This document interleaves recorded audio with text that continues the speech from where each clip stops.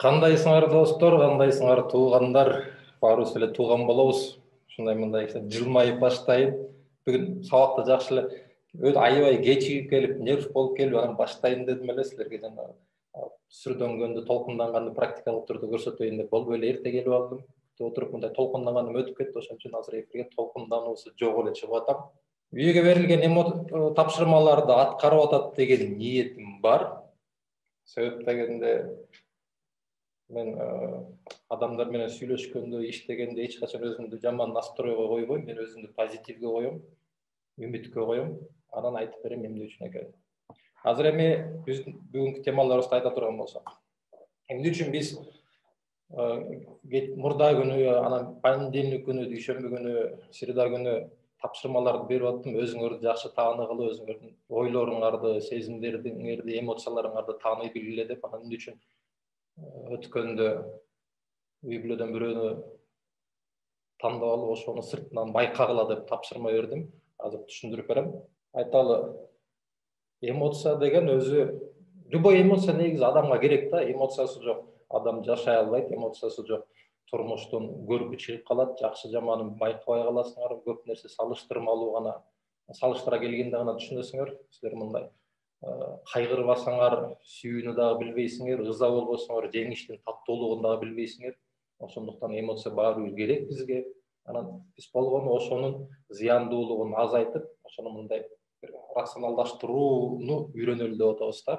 Анан эмоциялар жөнүндө сөз кылганда бир кичинекей метод бар, ошону колдонсоңор силер өзүңөрдү дагы, турмушуңарды да оңдоп кете аласыңар да. Мисалы, силер жиниңер келип турат дейли, же капаланып турасыңар, же депрессия болуп турасыңар, бүгүнкү тема боюнча. Анан силер биринчи мындай цепочка менен кетишиңер керек да. Өткөндө айтпадык беле, сүйлөшпөдүк беле? Любой эмоция адамды бир кандайдыр бир кыймылга алып келет да. Мисалы, депрессияга түшүп баратканда же жиниң келип турганда бирөөнү муштап ийишиң мүмкүн, сөгүп ийишиң мүмкүн. Айталы, эркектер көбүнчө депрессияга түшкөндө, же болбосо жини келгенде эмнеден чыгарат? Же мушташтан, же спорттон, же болбосо пиво менен арактан чыгарат. Аны баарыбыз билебиз. Ошондо элестетип элесиңер, үйүңөргө келип атасыңар, нервиңер кашайып турат, жиниңер кайнап турат, дүкөнгө кирдиңер, 2 кружка пиво алдыңар, алып куйдуңар, эми ичейин деп атасыңар да, мына жиниңерди эми ушундан чыгарайын деп атасыңар да. Мына эми ичейин дегенде стоп дешиңер керек да. Өзүңөргө суроо бергиле. Эмне болду? Эмне себептен жиниңер келди? Ошону таап алгандан кийин, мисалы, жумуштан начальниңер сөгүп койду, айлыгыңарды кесип койду, же болбосо кошуна менен тиреше кеттиңер, же болбосо бир маршруткадан катуу сүйлөп коюп, же солкулдатып айдады. Ошол жана үйлүү отуруп кечке чейин кетпей, ошол настроение менен, ошол маанай менен үйгө келдиңер да. Анан ошо жинди базайын деп атасыңар. Биринчи таптыңар себебин. Не важно себеби эмне? Главный себебин таап алдыңар. Анан ошол себеп силерде кандай эмоцияны жаратты? Жиниңер келди, же депрессия? Анан сурагыла өзүңөрдөн. Ошол нерсе болгондон кийин менин ойлорум эмне жөнүндө ойлондум депчи. Айталы, девушкаңар менен, же кыздар жигитиңер менен, же күйөөңөр менен, аялыңар менен урушуп кеткенден кийин пиво ичкиңер келип атса, жиниңер келип атат да. Себеби көрсө, жөн эле уруша кеткен экенсиңер. Оюңар эмне? Ушу акмак, сүмшүк, айтканды укпайт, мени сыйлабайт, жана башка ушул сыяктуу көптөгөн ойлор келет. Жана бир ой артынан бир негативдүү ой чууруп келе берет да. Анан өзүңөрдөн сурагыла. Мынау менин кыймыл аракетим пиво менен менин начальнигимдин эмне тиешеси бар да? Пивону ичсеңер ошол проблемаңар чечилеби? Жооп бергилечи, проблемаңар чечилеби? Чечилбейт. Байкадыңарбы? Силердин бир факт болгон, окуя болду, эмоцияңар пайда болду. Анан эмоциянын аркасынан ойлоруңар пайда болду. Ойлоруңар силерди такыр башка жака ээрчитип кетти да. Анан ошол ойлордун аркасы менен силер такыр эмоцияга тиешеси жок, турмушуңарга тиешеси жок кандайдыр бир кыймыл аракетке кирип кеттиңер. Бул жерде эмне маанилүү? Эмоциянын өзү негизи өтө терс эмес да, бул эмоциячы азыркы учурда. Эмелер окумуштуулар изилдеп чыгыптыр. Эң курч, эң жаман деген, эң мындай адамды калтыраткан, титиреткен эмоциялар ашып кетсе 12-13 мүнөттө жок болот экен да. Просто бир комнатага кирип алып, же телевизор, кинону сайып алып, жакшы кинону көрүп отурсаңар, 12-13 мүнөттө ошол эмоция жок болуп кетет.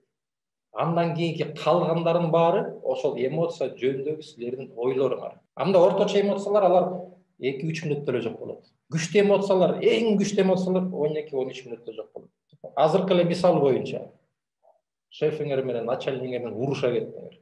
Ал 12-13 мүнөттө жок болуп кетти. Силер ошону ойлонуп атып, ой силерди ээрчитип кетти да, такыр башка жака, туура эмес жака. Ошондой эле эркек менен кылган болгон мамиледе дагы ошондой. Оюңар силерди ээлеп алат да, кой бербейт да. Бул негативдүү эмоциянын таасири силерде негативдүү ойлорду жаратканга үйрөтүп калган да. Бул силер азыртан эле эмес, бул деген бала кезиңерден бери ушуга үйрөнүп калгансыңар да. Себеп дегенде аны түшүндүрүп берем, айтып келебиз. Илгери, мисалы мен бала кезде мындай билимдер жок болчу, психология дегендер жок болчу, терең изилдешчү эмес да. Анын үстүнө Советтер Союзунда көп могул негативдүү эмоцияларды айтканда, даже негативдүү эмес, даже позитивдүү эмоцияларды айтуу уят нерсе болчу да. Мен сени сүйөм деп айтыш, бул уят нерсе болчу. Союз убагында чуть ли не официалдуу түрдө секс деген жок болчу. Ошондуктан адамдар өзүнүн эмоцияларын жакшысы болобу, жаманы болобу жаап жашырып келген да. Ошол биздин ата энелерибиз ошондой тарбияланып, ошондук менен биз дагы кичине болсо да тарбияланып калганбыз да. Анан эмоцияларыбызды ошон үчүн биз кичине кыйналып тааный билебиз да. Ошондуктан силер бир негативдүү эмоция пайда болгондо, биринчи кезекте ошол эмоцияңар эмнеден пайда болду, ошону табышыңар керек. Жиниңер келип атабы же капаланып атасыңарбы? Анан өзүңөр оюңарды табышыңар керек. Мен эмнеде ойлондум? Мисалы менен бирөө сүзүп кетсе, акмак, эмне широкийсиңби, эмне кыйынсыңбы, эмне спортиксиңби, мантугулаксыңбы деп ошолордон эметпей, оюңарды эле башка жака бурап коелу. Мантугалак болсо эмне, может широкийдир да. Анын үчүн силер бир күн кечке капаланып, кечинде келип алып, ызаңарды, жиниңерди, иниңерден чыгарыштын, аялыңардан чыгарыштын кажети барбы, жокпу? Түшүндүңөрбү? Түшүнүктүү эле айтып бердим го дейм, Түшүнүктүү эле айтып бердим окшойт.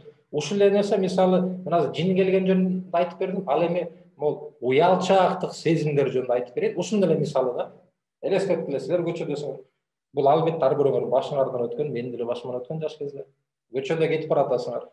Же болбосо университетте, мектепте бир баланы же кызды жактырып калдыңар, аябай жакты силерге. Прям ушунчалык красавчик, басканы бир өзүнчө бир маралдай депчи. Характери жакты, көз карашы жакты, үнү бир керемет, булбул сайрагандай да. Анан мен жанагы цепочка боюнча айтып атам. Силерде жактыруу сезими пайда болду, эмоция пайда болду да. Анан силер ошондо ойлоно баштайсыңар да. Жанагы финалга жете элекпиз, ойлонуп баштайсыңар. Силерде ой келет. Так, мен азыр барып сүйлөсөм эмне болот? Ошол маалда силерде жанагы коркунуч сезими пайда болот, өзүңөрдү сактап калуу сезими пайда болот да. Мен азыр барып ошол кыз менен же эркек менен, так, жигит менен мен барып таанышсам, мен барып сүйлөсөм, мени кагып силкип салса, мен буга татыктуумун, карачы, айда бир дүйнө жүзүндө мындай сулуу кыз жок. Дүйнө жүзүндө мындай красавчик жигит жок. Анан мени кагып силкип салса, мен уят болуп кетип калам деп, негативдүү ойлор силерди позитивге тарткан эмес, негативге тарткан ойлоруңар силерди ээрчитип кетет да. Жыйынтыгында эмне болот? Силерге жаккан жигитке же кызга барып таанышпай каласыңар да. Ордуна силер жеңилесиңер да, кечирип кой деп, мүмкүн тагдырыңардан отказ берип коесуңар. Бул силер эмоция силерди башкарып, ал коркуу сезими болбосо таанышып койгондон, барып койгондон, бул жерде барып таанышып койсоңор, силерге даже мен көчөдөн таанышпайм, жаман тириң сууга экен деген күндө дагы силер эч нерсе тирет этпейсиңер да. Тескерисинче силер мындай турмуштук тажрыйба аласыңар. Түшүндүңөрбү? Түшүнгөн жоксуңарбы? Аябай неуверенно айтып атасыңарбы? Баарыңарда ушундай окуя болгон окшойт, Эми, азыр эми позитивдүү эмоциялар менен негативдүү эмоцияларга кандай мамиле жасаш керек? Ошол жөнүндө бир аз айтып берейин. Мисалы, силерде кандайдыр бир позитивдүү эмоция пайда болду. Ар бир эмоцияга бизде реакциянын күчтүүрү болот да, бирөө вербалдык эмес. То есть силер мисалы жинегер келсе кабагыңар неметип, ызырынып, нары бери басып, унчукпай сүйлөшпөй бултуйуп отуруп аласыңар да. Бирөөгө же ыза болуп атсаңар, же таарынып атсаңар. Бул биринчи реакция. То есть вербалдык эмес реакция. Экинчи реакция силердики. Бул сөз менен вербалдуу түрдө айтканыңар да. Эмне үчүн жанагы силер өткөндө бир күн кечки бир саат сайын эмоцияңарды жазып турдум дедим. Силер айтканды үйрөнгүлө. Көп учурда айтпай коебуз да. Досуңар жиниңерге тийип койсо да айтпай коесуңар. Жигитиңер жиниңерге тийип койсо да айтпай коесуңар. Сүйгөнүңөр жиниңерге тийип койсо да айтпай коесуңар. Тескерисинче, сүйгөнүңөр силерди кубанса да айтпайсыңар да. Мен сени сүйөм, жаным. Сен бүгүн аябай сулуу болуп келдиң. Сен сүйлөгөнүң ушундай жагымдуу, мага жагып турат деп айтканды дагы билбейбиз да. Түшүнүңөрбү? Биздин проблема ошондо. Биз негативдүү эмоцияны да жашырабыз, позитивдүү эмоцияны да жашырабыз да. А үчүнчүсү реакция. Бул кыймыл аракет. Действие да, то есть чалкалап жатып албай көрсөтүш керек да. Эми мисалы азыр мени карагыла, ушунун айырмасын айтып берейин. Мага ишендиңерби? Ишенген жоксуңар да. Менин азыр жиним келип атат. Мен эмоциясы жок эле айттым муну. Ошон үчүн силер ишенбейсиңер. Силерге азыр вербалдык гана информация кетти. Менин азыр жиним келип атат деп. Мен муну вербалдык эмес информация менен коштогон жокмун да. Ошо жиним келип атат депчи. Мен туруп да кыймыл аракет кылган жокмун да мен. Жакаңардан кармап, стенага такап, мен сага жиним келип атат деп ызырынып, тарелканы талкалаган жокмун да. Ошон үчүн силер ишенген жоксуңар. Көрдүңөрбү, ар бир адамда ар бир эмоция 3 жол менен көрсөтүлөт, 3 жол менен берилет. Вербалдык эмес, вербалдуу сөз менен, үчүнчүсү кыймыл аракет менен. Эми биз күнүмдүк турмушта ушуну кандай колдонушубуз керек? Ол үчөө, мындайча айтканда, тең болуш керек да. 33%, 33%, 33%. Кайсыдыр бир учурда силер же болбосо ушулардын кээ бирлер бар. Мен деле бала кезде ошондой болчумун. Ол бирөөсү үстөмдүк кылып кетет да. Колдон келсе ушул үчөөнү тең кылышыңар керек да. Мисалы, силерде мынау вербалдык эмес информацияңар күчтүү, бирок сөз менен айта албайсыңар да эмоцияңардычы. Бул мында кандай болот? Жиниңер келгенде ызырынып, эмоцияңарды көрсөткүңөр келет, ичиңерден кайнай бересиңер. Собеседник турмушта силер менен аңгемелешип аткан киши көп учурда түшүнбөйт аны. Силер эмоцияңар менен көрсөтө албасаңар, сөз менен айта албасаңар, демек башка адам дагы бар да, ошол эмоцияны түшүнө албашы мүмкүн да. Анан мен аял менен эркектин ортосунда айырмачылыкты айтып берем, асман менен жердей да. Анан тескерисинче, силер түшүнүңөр да, силер айта албасаңар, эмоцияңарды түшүндүрө албасаңар, жеткире албасаңар, жалгыз гана унчукпай, кыргыздар ошондо унчукпай коет да, бутуңдап анан 2 жума жүрө берет. Мен өткөндө бир окуяны уктум. 3 жыл жүрүп турду, айтпайчы, ызасын. Бир улуу бир киши. Ал эми тескерисинче силер сөз менен айтканды билесиңер, бирок мына эмоцияларыңар слабый, начар өрчөгөн да, көп билдире албайсыңар. Анда азыр кандай болуп калат? Мен сага жиним келип атат деп сүйлөп каласыңар да. Сүйүү жөнүндө сүйлөгөндө да ошентесиңер да. Мен сени сүйөм депчи. Ага албетте ишенбейт да. Себеп дегенде турмушта көп адамдар. Кинолордон байкайсыңарбы? Силер кээ бир учурларда актерлор начар, жаман ойнойт эмеспи? Демек ошол актерлор могу 3 нерсени колдонгонду билбейт да. Сценарист текст жазып берет, мону айтасың дейт. Ал өзү билгендей эле айтып коет, эмоциясын ойгото албайт да. Вербалдык эмес информация менен айтканды билбейт да. Биз көбүнчө турмушта информациянын 70%-ын вербалдык эмес информация менен алабыз да. Өткөндө мисал келтирбедимби эле, ажырашып кеткен аял өзүнүн окуясын айтып берет, менде баары сонун деп. Бирок көзү кызарып, маяка көзүнө жаш тегеренип түшсө, уже түшүнөсүңөр да, на самом деле алдап атат. Сол жанагы силерге 1 саат айтып берген турмушу, позитивдүү түрдө айтып берген турмушу информацияга уже көңүл бурбай каласың, анын баарын чийип саласыңар да. Көзүнөн тегеренген жашы 1 саат айтып берген сөзүнө караганда маанилүү болуп калат да. Түшүнүңөрбү? Ошондуктан вербалдык эмес информация менен сөз бирдей болуш керек да. Буга анан кыймыл аракет да кошулуш керек. Адамдын жакшы же жамандыгы сөз менен эмес. кыймыл аракети менен көрсөтүлөт да. Турмушта бандиттердин баары, адам өлтүргүчтөрдүн баары, маньяктардын баардыгы өзүн жакшы адаммын деп ойлошот. Бирок кылганы ою менен, сөзү менен төп келишпейт да. Ошондуктан алар жаман адам болуп калат. Ошондой эле силер дагы эмоцияңар менен, сөздөрүңөр менен айткан нерсе кыймылыңар менен тастыкталбаса, кыймыл башкарып кетет. Бирок кээ бир учурда кыймыл дагы керек да. Мисалы, турмушта силер кайсыдыр бир кыз жигит болуп сүйлөшүп жүрөсүңөр дейли. Могу экөө нормально. Анан силерге жакпаган мисалы тамекиңди ташта дейсиң да. Тиги таштайм дейт. Айтылды да, таштабайм десе бир жөн. Таштайм дедиби? Анан бир айтат, эки айтат, үч айтат. Анда уже мурого өтүүгө туура келип калат да. Буга өтпөсүңөр, анда өмүр бою мойнуңарга минет да. Түшүндүңөрбү? То есть могул үчөө чогуу жүрүш керек, кыймыл аракет мененчи, турмушта дагы. Бирөө үстөмдүк кылып кеткенде туура эмес болуп калат. Анда уже кыйналасыңар, өзүңөрдүн тагдырыңарды, өзүңөрдүн өмүрүңөрдү талкалап алышыңар мүмкүн. Эми азыр эми негативдүү эмоциялардын бирден бир жеңүүнүн жолу силер өткөндө жаздыңар, эмне сезип атканыңарды жаздыңар. Баса мен кече күнү дагы бүгүн дагы жазагыла дедим эле, жазадыңарбы, жазган жоксуңарбы? Жазгандар плюс басып койгулачы, ким жазып атты саат сайын өзүнүн эмоциясын. 3 эле киши жазады. Айлана 80 киши көрүп атыптыр видеонун арасынан. 5 уже жакшы, уже жакшы. 5 болсо, 6 болсо, анда бактылуу. Бул мага эмес, бул силерге керек.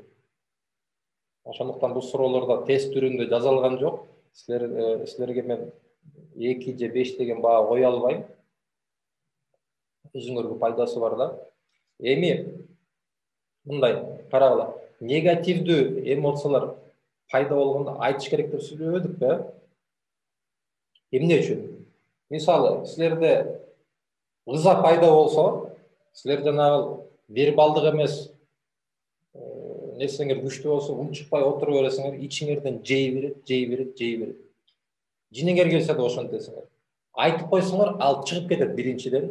Экинчиден, силер айлана чөйрөңөрдөгүлөр сразу билет да, силер жиниңер келип атканынчы. Болбосо, айтпай койсоңор, тилер ойлоно берет да, мага жини келип атабы, эмне болду, мен таарынтып койдумбу депчи. Мисалы, көчөдөн келдиңерби, жанагы эле ситуация кайра. Шефиңер менен урушуп кеттиңер же досуңар менен мушташа кеттиңер. Үйүңөргө келдиңерби, сразу айтып койгула. Могу шефим макмак депчи. Болбогон нерсе жөнүндө үчүн уруша кеттим, же болбосо тупой болобу, же болбосо кандай жердешчилик менен келип алган себебин айтасыңар да. Аялыңар сразу түшүнөт. Силер дагы сразу айтып койдуңар, силер дагы сразу билдиңер эмне үчүн жиниңер келип атканын, анализдеп туруп жана 4 кадам менен дебедим да. Бул силер эмоцияны, негативдүү эмоцияны үйүңөргө алып келген жоксуңар да. Ушул эле нерсе почти бүт баарында иштейт да. Эмоцияны айтып коюучу. Бул уялчактыктан иштейт. Айткыла, кыз менен тааныша албай атсаңар, баргыла да айткыла биринчиден. Чоң кыз менен аябай таанышкым келип атат, бирок уялып атам депчи. Досуңар силерди таарынтып койдубу? Доска сен таарынтып койдуң. Унчукпай жүрө берсиңер, ичиңерде 2 ай, 3 ай жүрө бересиңер, анан аягында дос болбой калышыңар мүмкүн. Ошон үчүн айткыла, ачык элечи. Доска, могул жерде туура эмес кылып койдум. Мен сага кичине ачуум келип калды деп. Кызга деле, жигитке деле ошондой да. Анан силер айтпай туруп сразу кыймылга өтүп кетсеңер, ал дагы түшүнбөй калат да. Анан жанагы көп түгөйлөр ошондон ажырашат, достор ошондон ажырашат. Не сошлись характерим деп коет. На самом деле кыз дагы, жигит дагы өзүнүн оюн айта алган эмес да убагындачы. Ушул эле нерсе, бул бир гана нерседе иштебейт. Айтканчы, жийиркенич пайда болгондо. Бир адам силер аябай жиниңерди келтирип, так уже тажадыңар да, айтып бүттүңөр, уже жийиркенчилик кылган нерсеси силерге жакпайт да. Же болбосо жумушуңар, эртең менен келесиңер, кечке пахат этесиңер, иштейсиңер, же айлыгы жакпайт силерге, же графиги жакпайт, же иштеген жериңер жакпайт, 3 квадрат метрде иштейсиңер. В общем, эч нерсе жакпайт да. Андай жумуштан кетип эле калган жакшы да. Ал жерде силер айткан менен пайда жок да. Жийиркенип атасыңар да. Жийиркенген нерсени аны уже жок кыла албайсыңар. Ал жерде вербалдык эмести да жөн эле койгула, вербалдуу информацияны да жөн эле койгула, ал жерде сразу үчүнчүгө өтө берсиңер. ошол жийиркеничтен башкасын баарына жанагы эреже иштейт, айтып тургула да. Түшүнүңөрбү, оңой эле экен. Ошол эле нерсе позитивдүү эмоцияларда дагы иштейт. Мисалы, силер үй бүлөдө, силер мындай үйгө келсеңер, жакшынакай аялыңар тозуп алды, ай рахмат красавица, ушундай бүгүн сүйкүмдүү болуп турасың деп айткандан уялбагыла да. Досуңар жакшылык кылдыбы же просто настроение жакшы анекдот айтып настроениеңарды көтөрүп койдубу, тоже айтып койгула да. Дүкөндөн деле мисалы кассиршаңыз жакшынакай силер тозуп алып атса, жакшынакай обслуживать этсе, тоже чоң рахмат, сүйкүмдүү жакшы кыз экенсиң деп. Бул дагы только пайдасын алып келет да. Анан кээ бир учурда айтышат, мен мактай берсем да моюнга минип алат депчи, төбөгө чыгып кетет деп. Анан өзүңөр ойлонуп көрсөңөр, силер досуңардын жакшы сапаттарын дайыма айтып турсаңар, же сүйгөн кызыңардын жакшы сапаттарын айтып, мактап, комплимент айтып турсаңар, ким эле ушундай достон кеткиси келсин? Мисалы, мени бирөө мактап атса, мен андай достон кетким келмек эмес. Айбек Азамат, Айбек красавчик, давай делай деп турсачы. Мага деле керек да андай позитивдүү досторчу. Түшүндүңөрбү? Эми аял менен эркектин ортосундагы кичине айырмачылыкты айтып берейин. Аны мен азыр айтканда баарыңар түшүнөсүңөр. Бала кезден, кичинекей кезде кыз менен баланын эмоциялары бирдей болот. Ойногондор да бирдей болот, бири менен сүйлөм мамилеси да, манерасы да бирдей болот. Анан примерно 8 жаш, 10 жаш, эң эле кеч дегенде 12-13 жашта кыз менен бала өзгөрө баштайт да, жана подростковый өспүрүмдүк убакытка жеткендечи, подростковый период деп коет. Ошондо башталат жанагы кандай дейт эле, подростковый переходный возраст, трудный возраст деп коет эмеспи? Ошондо өзгөрүп башталат да. Ал кандай болот? Элестетсеңер, кыздар ойноп атканда, мисалы, чогуу ойношот, анан булар деген талпа болуп эч качан ойнобойт. 10 кыз, 20 кыз болуп ойногонун көрдүңөр беле? Булар жок, кыздарыкы кичине башкача. Мен эркектерге түшүндүрүп атам, эркектерге айырмасын билип коелу. 4 кыз, 5 кыз болуп жүрүшөт. Мектепте деле, шерине ойногондо деле мен 15-20 кыз болуп шерине ойногон көрө элекмин да. 7-8 болуп бөлүнүп эметишет. Бул кичинекей кезинен булар ошондой да. Анан булар ойноп атканда, мисалы, бирөө кулап кетсе, ошол момент оюнду токтотушат. Мисалы, 5 кыз ойноп атса, бирөөсү кулап кетсе, төртөөгө эмне болду, аракет кылышып, буларда мындай сезимталдык күчтүү болот да, кыздардачы. Эркектерде ошол эле моментте кандай болот? Футбол ойноп атасыңар да, элестеткиле, командный ой да. 10-15 бала чуркап жүрөт. Бирөө жыгылып кетти. Ошол эле ситуация. Кыз тиякта кыз жыгылды, баары ай эмне болду деп мындай жардам бергенге аракет кылышат да. Себеп дегенде кыздарга коом керек, айтып туруш керек. Буларда деги эле минимум жок дегенде жанагы энелик мээрим бар да. Ал эми эркектерде кандай болот? Жыгылып кетсе эч ким өнүк урбайт да. Жыгылып кеткен бала дагы мен жыгылып кеттим, ай дебейт да. Жыгылып, ал көзүнөн жаш чыгып ыйласа эркек эмес, слабак дейсиңер, лох дейсиңер. Ал өзү дагы билгиспейт, балдарга чуркап барбайт да. Элементарный пример. Ушул эле кичинекей мисал оюнда болгон. Бардык тармактарга тиешелүү да. Жумушта да ошондой. Жумушунан эркек хата кетирсе, өзүнүн устаты гана жардам бербесе, жандагылар жардам бербейт да. Анан ошентип жүрүп, эркектер эмоциясын жашырганды үйрөнүп алышат. Анан ошол эмоциясы өрчүбөй калат да. Өзүлөрү дагы башка бирөөнүн эмоциясын жакшылап түшүнүүгө аракет кылбайт да. Ошентип жүрүп университетте окуйбуз, ошентип жүрүп жумушка орношобуз, ошентип жүрүп үйлөнөбүз, ошентип жүрүп ата болобуз, ошентип жүрүп чоң ата болобуз. Кыздардыкы тескерисинче. Булар ошондуктан кыздар эркектерге аялдар эркектерге караганда сезимтал болот, мээримдүү болот, кайрымдуу болот. Мына айтат эмеспи, кыз бала баары кайрымдуу депчи. Бул да ошондон келип чыккан. Кыздар муну бала кезинен үйрөнөт да. Анан эми элестеткиле, аял менен эркек экөө үйлөндү, экөө чогуу жашап атат. Чогуу жашап атканда экөө мындай башка планетадан келгендей элестете бергиле да. Эркек үчүн үй бүлөдөгү мамиле деген такыр башкача, кыз үчүн, аял үчүн такыр башкача болуп калат да. Себеп дегенде 25 жашта турмуш курушса, 25 жыл экөө эки башкача үй бүлөдө жашар. Экөө эки башкача тарбия көрүп, экөө адамга кылган мамилелери башкача. Демек экөө тең өзүлөрүнө ошондой мамилени күтөт да. А эркек аялга андай мамиле кыла албайт, ал билбейт андай мамиле кылганын. Аял дагы эркектей мамиле кыла албайт. Ошондуктан мисалы, анан жанагы биз кыргыздар көп учурда айтпайбыз, эмоциябызды, оюбузду айтпайбыз. сразу претензияга өтөбүз. Анан скандал пайда болгондо кыргыздардын үй бүлөсүндө кандай? Баарыбыз билебиз, аял киши көп сүйлөйт, ызылдайт, скандал чыгарат. Сен анан күнүгө кеч келесиң, тапкан айлыгың ушунда та тигини кылып койбойсуңбу, кранды оңдоп койбойсуңбу, малды карап койбойсуңбу, чөп салып койбойсуңбу, эмнеге кеч келип атасың, мага караганда досторумду жакшы көрөсүң, кетти да. А эркек андайга үйрөнгөн эмес, биз билбейбиз. Биз үчүн биз аял менен элдешкибиз келсе, аялга жакшы мамиле кылгыбыз келсе, биз тескерисинче биз унчукпай коебуз да. Кой мен ал жаман сөз айтып албайын, тарынтып албайын депчи. Биз наоборот, ошондой маалда ортого стенаны коебуз да. Анан ошондо түшүнүксүз пайда болот да. Аял киши ойлойт, мамилени оңдош үчүн биз сүйлөшүбүз керек, эмоциябызды чыгарышыбыз керек деп. Эркек киши тескерисинче ойлойт да. Натыйжада эмне болот? Жана ортодогу түшүнбөстүк күндөн күнгө, жылдан жылга көбөйүп отуруп, жана кээ бир учурларда 50 жашка, 60 жашка барганда аял менен эркек вообще сүйлөшпөй калган учурлар бар, байкадыңарбы беле? Кагышып гана, бири-бирине тийишип гана сүйлөшүп калышат да. Элемент болосо элементарно ушул нерседен да. Мен буга кандай кеңеш бере алам? Эркектер канчалык силер үчүн кыйын болсо дагы мындай аял менен сүйлөшкөнгө аракет кылгыла да. Аял кишиге ал керек. Аял киши сүйлөшкүсү келет. Мындай эмоциясын чыгаргысы келет. Силер түшүнбөсөңөр да хотя бы угуп койгула да.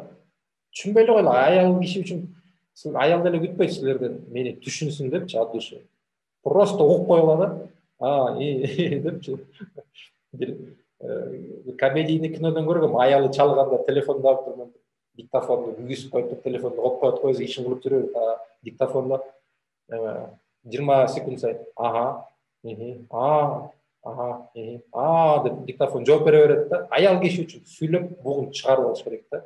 Ошондо аял киши мен элдештим деп ойлойт, ошондо аял киши болгон оюмду айтып алдым деп ойлойт да. Потом ал жерде көп киши көрө баштады го, улуу эжекелерге да кызыктуу боло баштады. Уга бергиле эжекелер, келгиле.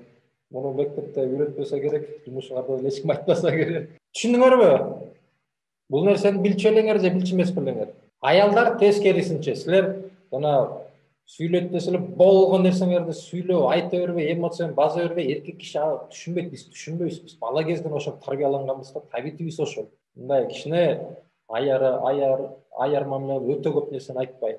Анан урушуп кеткенде ошол жерде мындай кемсинткен сөздөрдөн качкыла да. Кемсинткен сөздөрдөн качкыла, кемсинтпесеңер эле бири-бириңерге орой сүйлөй берсеңер эле, урушкан каалаган сөзүңөрдү айта бергиле. Могу кемсинткен анан немеге өтүп кетпесеңер болду, зордук, зомбулукка. Анда уже өтө кыйын болуп калат. Анда артка кайтыш кыйын болуп калат. Эми биздин бүгүнкү 3-үнчү темабызга өтө түшүнүктүү. Рахмат, мага ушинтип жазып койгула. Жазып коюп тургула. Мен жана айтып кеткенде эмоцияңарды, ойлоруңарды айтып коюп тургула. Мага да бул керек. Түшүнүп атасыңар, түшүнгөн жоксуңарбы деп мындай жансыз монитор менен сүйлөшүп отура бербей. Силер түшүнүп атабыз деп жазсаңар, менде да ошол эмоция пайда болот. Мен дагы ого кошуп кетер, толкундан жакшылап айтып беренге аракет кылам. Байкадыңар беле, мектептерде бир досум университетте сабак берет. Кечээ күнү сүйлөшүп отурсак, мындай деди да. Мен айтып бердим да, ошондой жаңы решин чакырды деген проект болуп, анан сабак өтөтөбүз. Балдар аябай суусап калганбы же онлайн сабакка өткөндөн бери сабактардын деңгээли түшүп кеткен окшойт десем. Ошондой дейт, онлайнга өтө элек деле, офлайнда деле бүгүнкү күндө менде курста сабакка келгенде 20-30 бала сабакка келет дейт. Алардын арасынан 1-2 гана чын дил менен окуп алса дейт, калгандары ата энеси өткөрүп койгон, эптеп ушул факультетке туш келип калган, эптеп келет, эптеп отурат дейт да. Көзүндө жалын жок дейт. Окуучуларда жалын жок болсо, жана контакт үзүлөт да, бул деле жанагындай да. Балдарда скука пайда болду, мугалимде да скука пайда болду. Тескерисинче, агайда скука болсо, балдарда да ошондой болот да. Агайда эмоция жок, албетте тигилер ошондой таасир этет. Мен бүгүн силерге бир жакшы тапшырма берем, ошону аткарып көргүлө. Кечээ күнү айткам, бирөөлөрдү карап түшүнгөнгө аракет кылгыла деп. Анан турмушта мен айтпадымбы, вербалдык эмес нерсе 70% үстөмдүк кылат депчи. Лидерлердин баардыгында, харизматичный адамдардын баардыгында эмоция күчтүү болот да. Аларды көрүп турган кишилер туураганга аракет кылат. Ошондо эле класста деле эмне үчүн кээ бир сабактар кызыксыз өтөт? мугалимдин энергиясы жок, ал эмоциясын бере албайт, ал ошон үчүн лидер боло албайт да. Ар бир агай өзүнүн сабагын лидер менен мындай эмоция менен берсе, сүйүп окутса, көп окуучулар аны ээрчип кетет да. Байкайсың, турмушта деле ошондой болот. Бирөөнү туурап баштайсыңар да, көргөндө кичинекей балдар чоңдорду туурап баштайт. Ошондой эле чоңдордо да ошондой бар да. Кээ бир учурда даже мына тембрин туурап, сүйлөм манерасын туурап башташат да, каалайбызбы, каалабайбызбы, лидерлер тартып кетет да. Бул жумушта да ошондой, бул мектепте да ошондой, бул үй бүлөдө да ошондой. Ошондуктан кичинекей балдар атасын окшоп, атасын туура өсөт. Ошон үчүн окуучулар мугалимди туура өсөт. Түшүнүп атабыз, а? Анан азыркы мен айта турган нерсени өзүңөргө жазып алгыла. Мен силерге азыр мындай кыска мөөнөттөгү эмоциялар жөнүндө айттым. Эми турмушуңардагы эмоцияны туура жолго салуу боюнча өткөндө кыскача айттым эле. Азыр өзүңөргө суроо бергилечи. Жазып аласыңарбы сразу? Мен ичкен тамак, силер ичкен тамак, силердин өзүңөрдүн абалыңарга кандай таасир берет? Ушуга жооп берип көргүлөчү. Силер ичкен тамак силерге кандай таасир берет? Абалыңарга, настроениеңарга, маанайыңарга. Жооп бергенден кийин өзүңөр түшүнөсүңөр кандай кылып оңдош керек деп тамагыңардычы. Экинчи суроо. Мен тамакты көп ичип алганда ашкоркуланып, бөтөнчө тойго барганда атып алып жейсиңер, аны билем. Мен деле мурда ошондой болчу. Первыйды жейбиз, второйду жейбиз, салатын жейбиз, таттуусун жейбиз, анын 5 бармагын алып келет, жилигин кошо жейбиз. Аны салып келебиз, үйгө сала кетебиз, үйгө келип кайра чай ичебиз. Перееданиянын немеси нар жагы кандай болот атат силер үчүн? Ушуга жооп берип көргүлө. Анан өзүңөр түшүнөсүңөр эмне кылыштычы. Үчүнчү суроо. Тамекинин, алкоголдун, артыкча дары дармектин силерге таасири кандай? Натыйжасы кандай болот? Ушуга да жооп берип көргүлө. Бул үчүнчү суроо болду. Төртүнчү суроо. Менин уйкум турмушума кандай таасир берип атат? Мен ал акыбалыма, маанайыма, настроениема. Түшүндүңөрбү? 4 суроо болду. Биринчиси жеген тамагыңар, экинчиси ашкоркулууңар, көп ичип койгондугуңар, үчүнчүсү тамеки, алкоголь, дары дармек жана башкалар, төртүнчүсү уйкуңар. Анан ушуга жооп берип көргүлө.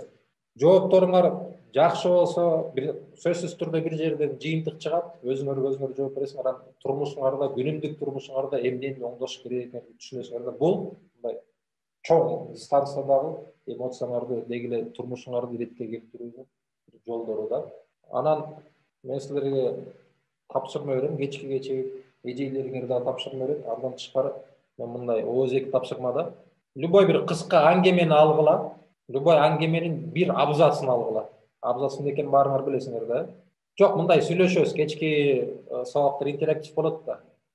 Любой чыгарманын бир абзацын алгыла, анан ошол чыгарманы айтып бергиле. Бирок айтып берип атканда ошол башкы каармандын атын өзүңөрдүн атыңарга өзгөртүп койгула. Ошол каарман бул силерсиңер да. Ошону айтып бергиле. Макулбу? Бирок айтып атканда мисалы досуңарга айтып бергиле, аялыңарга, күйөөңөргө, жолдошуңарга, классташтарыңарга, коллегаларыңарга. Бирок ага айтпагыла чыгарма экенинчи. Бир немени бир абзацты окугула да, анан өзүңөрдүн окуяңар кылып, бирөө ишене тургандай кылып айтып бергиле. Түшүндүңөрбү? Ошондо силер жанагы вербалдык немеңерди өнүктүрөсүңөр. Анан вербалдык информация туура жетиш үчүн силер вербалдык эмес каражаттардын баарын колдонгула. Эко жетишпей атса туура калып кыймыл аракет менен кошо айтып бересиңер. Түшүндүңөрбү? Түшүндүңөр, а? Жакшы түшүнсөңөр. Эми финалдык жагын өтө берели сабагыбыздын. Эмоция негизи мен депрессия бар болчу сабагыбызда. Депрессия боюнча кичине айтып бербей калдым, эстеп койгула, бат-бат айтып өтөйүн. Депрессия, меланхолия жүрүп отуруп депрессия болуп атат, жана маанай жок болуп жүрүпчү. Бул өтө жаман нерселердин бири, жаман эмоциялардын бири. Аны жеңүүнүн жолдору өтө көп. Эң биринчиси, эң жөнөкөйү, бул өзүңөр үчүн кичинекей максаттарды коюп, ошолорду жеңе баштагыла да. Кичинекей максаттарды коюп, жеңе баштагыла. Мисалы, үйүңөрдө генеральный уборка кылбай жүрөсүңөр, көптөн бери оюңарда бар болчу. Чыгынып туруп генералдык уборка жасап койгула, үйүңөрдү тазалап чыккыла. Же болбосо крышаңар бир жер кагылбай жатат, чыгып туруп кагып койгула. Бул уже силер жеңдиңер да. Ошон кичинекей ийгиликтер, кичинекей жеңиштер турмушуңарды иреттей баштайт да. Турбагыла, эмнеден баштайм деп, маселе чоң, үйүңөр ремонттолбой жатса анын баарын чоң маселе коюп алгыла. Кичинекей маселе коюп туруп, кичинекей максат коюп туруп, ошону жеңсеңер, бул ийгилик алып келет, өзүңөрдө ишенич да пайда болот да. Депрессияны жеңүү жолунун дагы бир жолу бар. Бул кыргыздар аны аябай жакшы билебиз, жакшы өздөштүргөнбүз. Башка бирөө менен салыштыруу. Бирок салыштырганда өзүңөрдөн кыйын бактылуу бирөө менен эмес. Мисалы ооруп атсаңар, багы штетине караш, эки буту жок экен. Дагы Кудайга шүгүр дагы деп. Өзүңөрдөн начар жашаган, өзүңөрдөн слабый бирөө менен салыштырсаңар, өзүңөрдүн деңгээлиңиз сразу өсөт да. Анан көп учурда дагы депрессия немеден пайда болот? Могу чоң максатты коюп алып, ошого жете албай аткандачы. Мындай негизи эле турмушта статистика бар. Ар бир проекттин 20% гарантированный түрдө ишке ашат да. Кээ бир учурда биздин деңгээлибиз, каражаттарыбыз биякта да койгон максаттарыбыз бояка чыгып кетет да. Буга жете албай, адам жаман депрессияга маанай чөгөт, жете албай калдым. Алган айлыгыбыз 20 000 сом болсо, биз кыялданабыз, Lexus тебем депчи. Анан ошол ой жей берет да. Бул жерден мынау планканы мындайраак түшүргүлө, анан ошого жетиш жеңилирээк болот да.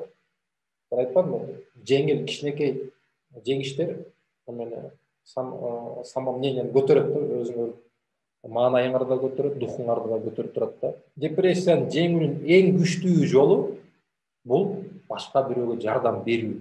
Башка бирөөгө жардам бергенде бул любой адам ойгонот да. Любой адамдын күчү пайда болот. Сен башка бирөөгө жардам берип аткан биринчиден бул мусулманчылыкта да аябай жакшы нерсе, социалдык жагынан да өтө жакшы нерсе, адамгерчилик жагынан да өтө жакшы нерсе. Анан кааласаң да каалабасаң да сен любой адам депрессиядан чыгат да, бирөөгө жардам бергендечи. Кошунаңдын барып үйүн сырдаш, баласы Россияда жүрүп келбей жүргөн кемпирдин барып отун жарыш, көмүрүн ташышып бер. Бул плюс кыймыл аракет болот да. Адам өзүн өзү сыйлай баштайт да. Анын үстүнө тигил силер жардам берген кишилер да батасын берип, ал дагы талаага чачырап кетпейт да. Эми өмүрүңөрдөгү жанагы мотивацияны кантип аласыңар да, кантип жеңесиңер. Мен муну түшүндүрүп бериш үчүн мен аябай өзүм жакшы көргөн прием бар, мен өмүрүмдө ошону колдоном. Энтузиазм бул эң күчтүү курал, эң күчтүү каражат. Ийгиликке жетиш үчүн, өзүңөрдү да иретке келтириш үчүн. Өткөндө да бир кыз сурабады, мотивационный кинолорду айтып койгула депчи. Мен силерге мотивационный кино кылып, өзүңөрдүн өмүрүңөрдү айтып берейин, мисал болуп. Любой бир кинону алгылачы. Титаник болобу, любой бир боевик болобу. Башкы каармандын максаты болот да. Мен өзүм режиссер болгондуктан кинолор кантип тартылат ошону айтып берейин. А кинолордун сценарийи, сюжети турмуштан алынат да. Ар бир кинодо башкы каарман болот. Ошо каармандын максаты болот. Башкы каарман максаты жок болсо, ал каарман боло албайт. Башкы каарман ошо максатка жетиш керек да. Мисалы айталы, боевиктерде, фантастикаларда жер планетасына комета учуп келет, башкы каармандын максаты жерди сактап калыш керек ошо кометадан. Бул кино бүткөнчө окуя ошо жөнүндө да. Брюс Уиллистин Армагеддон киносун көрдүңөр беле? Ошондой. Жерге планета учуп келет, Брюс Уиллис командасы менен сактап калыш керек да. Ошо комета учуп барып кометаны жардырып. Любой кинонун сюжети ушундай да. Сүйүү жөнүндө болсо, бир бала бир кызды сүйүп калат. Кино бүткөнчө ошо максатына сүйгөнүнө жете албай кыйнала берет да. Анан кинонун аягында ошо максатына жетип, башкы каарман жеңүүчү болот да. Эми эң негизги момент эмнени айтайын деп атам? Ортодо барьерлер, кыйынчылыктар, проблемалар толтура болот да. Проблемалар жок болсо, башкы каарман максатына оңой эле жетип коет. Могул кичинекей проблемалар жеңип отуруп, аягында чемпион болуп, аягында сүйгөнүнө жетип, аягында жер дүнүйөсүн сактап калат. Мен муну силерге эмне үчүн айтып бератам? Ар бириңердин турмушуңарда күнүмдүк проблемалар толтура болот. Барьерлер толтура болот. Алардын баардыгы силер жеңилиш үчүн эмес, силер жеңиш үчүн келип берип атат. Түшүнүңөрбү айырмасын? Бул силердин көз карашыңар менен гана аныкталат да. Мен ушуну жеңишим керек же жеңилишим керек. Мен жеңилдим деп туруп чегинип койсоңор, демек силер башкы каарман эмессиңер да. Анда силер массовкасыңар. анда силер групповкасыңар, анда силер эпизоддук гана ролдо каармансыңар. Өзүңөрдүн турмушуңарды ошо кино сыяктуу кылып элестетсеңер, аягында силер максатыңар чоң болсо, ал эмес олимпийский чемпион болом деген максат койгула. Анда силер бериле дегенде, жок эле дегенде Кыргызстандын чемпиону болосуңар. Мен президент болом деген максат койсоңор, силер бериле дегенде министр болосуңар. Дүйнө жүзүнө атагы чыккан сүрөтчү же спортчу болом десеңер, ырчы болом десеңер, бериле дегенде кыргыз эл артисти болосуңар. Жана айтпадымбы, ар бир проекттин 20% сөзсүз түрдө ишке ашат депчи. Ошон үчүн кайрымакты тетинге таштагыла. Бирок ага жетпейм деп кыйналбагыла. Силер ага ал керек болсо кол жеткис силер өмүрүңөрдө ишке ашпай турган максатты коюп салгыла. Ошондо силер мотивацияңар өчпөйт да. Ошондо силер ар бир нерсени, ар бир чыгарган ырыңарды ат душы чыгарасыңар. Себептен силер максатыңар деген айылыңарга таанылуу эмес, силер максатыңар дүйнө жүзүнө таанылуу. Чыгарма жазганда, сочинение жазганда силер чалаула жазбайсыңар. Себептен силер максатыңар кыргыз тил сабагынан 5 алуу эмес, силердин максатыңар Чыңгыз Айтматовдой атактуу жазуучу болуу. Ошондо силер эл алдына чыгып сүйлөгөндө, презентация кылганда, выступать эткенде силер деген аудиторияда отурган, класста отурган 30 классташыңар үчүн эмес, мектепте отурган 500 окуучу үчүн эмес, силер Кыргызстан үчүн сүйлөйсүңөр да. Ошондо себеп дегенде силердин максатыңар министр же президент болуш. Бул ошол максатыңарды эч качан унутпагыла да. Өткөндө бир кыз сурабады эле, жалкоолукту кантип жеңем деп. Максат коюп алып туруп, максатыңа умтулсаң, максатыма жетем десең, жалкоолук эч качан өзү да келбейт. Анан адамдарда, лидерлерде мындай касиет бар. Лидер өзүнүн ишине канчалык катуу ишенсе, тегерегиндегилер да ошончолук катуу ишенет да. Мен муну жазайлам десем, элдер да аса ишенет, бул жазайт, колунан келет деп. Сен да өзүңө артка чегингенге акың жок болуп калат. Мен жазайм деп туруп аягына чейин кетесиң да. Ошондо негативдүү эмоциялар өзлөрү качып, өзлөрү жок болот да. Болбой кетпей атса, мен жана айткан кеңештер менен акырын кесип кыркып жегип кете бересиңер. Түшүндүңөрбү? Алдыңардан кыйынчылык чыкканда, бул кичинекей эле кыйынчылык деп ойлошуңар керек да. Себеп дегенде максатыңар чоң, алдыңардан чыккан тоскоолдуктар бул жөн гана сыноолор. Сыноолорду силер жеңишиңер керек. Мен чийип атам азыр. Примерно мындай болуш керек да, силердин турмушуңар көрүнүп атабы? Муну силер, муну максатыңар. Ал моолардын баары тоскоолдук. Бир тоскоолдук чыгат, 2 тоскоолдук чыгат, 3 тоскоолдук чыгат, 1000 тоскоолдук чыгат. Жеңишиңер керек. Муну жеңип өтөсүң. Себеп дегенде алдыңарда максатыңар бар. Максатыңарга жетишиңер керек, жеңишиңер керек. Өзүңөрдү бир кинонун каарманы кылып элестеткиле. Өзүңөрдүн турмушуңар деген кинонун каарманысыңар да силер бүгүнкү күндөн баштап. Түшүндүңөрбү? Жеңилип койсоңор, максатыңардан отказ берип койсоңор, силер анда башка каарман эмессиңер, дагы бир жолу айтам. Силер анда жөн гана массовкасыңар ушул өмүрдө, ушул дүйнөдө, ушул Кыргызстанда. Өтө чоң максат коюп алып туруп, ошо максатыңарга жөнөгүлө. Анын ортодо чыккан жалкоолук силерге эч качан тоскоолдук боло албайт. Акчанын жоктугу эч качан силерге тоскоолдук боло албайт. Кандайдыр бир проблемалар, көрө албастыктар, Кыргызстандагы саясий кырдаал, экономиканын начарлыгы эч нерсе силерге тоскоолдук кыла албайт. Бүгүнкү күндө дүйнөлүк чоң фирмаларда иштеп аткан балдар бизде өтө көп. Google'да иштеп атышат, Америкада иштеп атышат, Россияда иштеп атышат. Чоң максаты жок, эч качан андай натыйжага жете албайсыңар. Силер кайсыл айылда жашабагыла, силер Кыргызстандын кайсыл бурчунда жашабагыла, силерди только мотивацияңар, анан максатыңар чоң ийгиликтерге алып келет. Ошо менен бүгүнкү сабагыбыз, бүгүнкү эмес, кечирип коелу, кечинде дагы азыркы сабагыбыз жыйынтыктан аягына чыгып атат. Менин ниетим бар, мен үмүтүмдө, кыялымда силер түшүндүңөр баарын. Мен айтып берген нерселер силерге жардам берсе, мен кубанычта болом. Чоң рахмат. Анан подписывайтесь на меня, ставьте лайк деп койчу эле YouTube'дагы видеолорго.